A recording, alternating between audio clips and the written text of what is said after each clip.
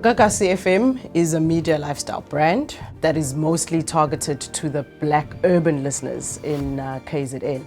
It started off in 2006 as a radio station in KwaZulu-Natal. The language that we use is a term that we coined called Zunglish, which is a mixture of English and isiZulu.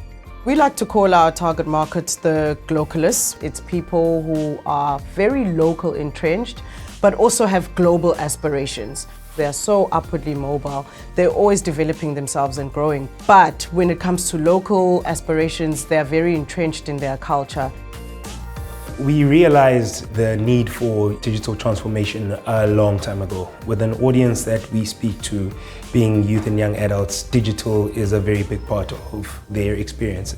Radio is a live medium, and if you've missed it, you've missed it. We've got great moments on air right now, happening great content that could be happening while working, while picking up the kids. How do we take the great engagement and be able to give it to the audience at a time that they want to listen to it?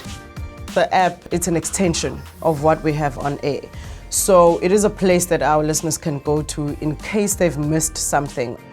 Some of our listeners move from the province of KZN and go and live in other provinces. So what the app allows them to do is keep in touch with Gagasi FM. We chose Fabric mainly because it really gave us a whole lot of options. You can refer to it as more of a suite of digital tools rather than just a normal app.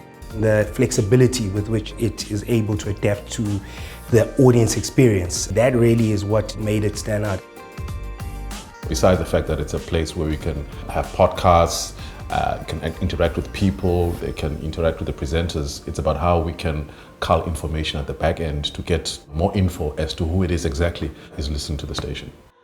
To date, we have 94,000 downloads, which is a fantastic return in 2 years. Of that, 70,000 users have registered on the platform, which has allowed us to create profiles across that user set that we are then able to reach with regards to insights that we want to glean from them to enhance our product. What we realized about the platform is that it was that missing link.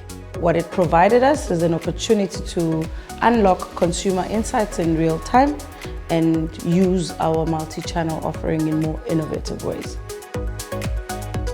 When you have data that you can work on, it kind of shows you where the various tribes are.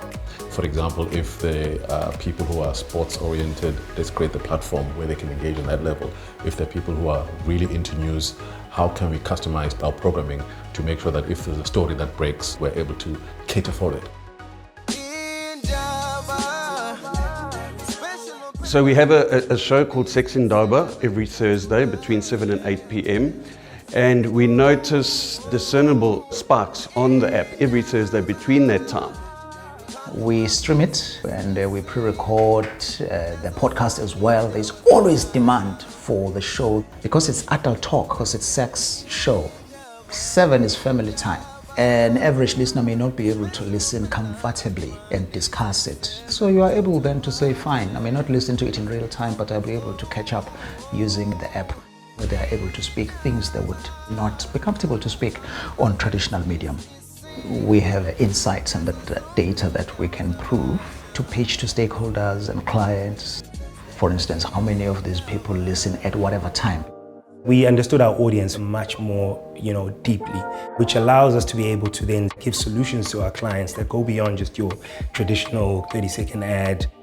It's given us another platform to add on in terms of our revenue generation. So we are not only selling airtime now, we're also selling the app. Our Take Alert campaign was in the form of an app takeover, which gave them the opportunity to dominate all the spaces in the platform, and therefore it gave them amazing results, which we saw in the insights after the campaign was done.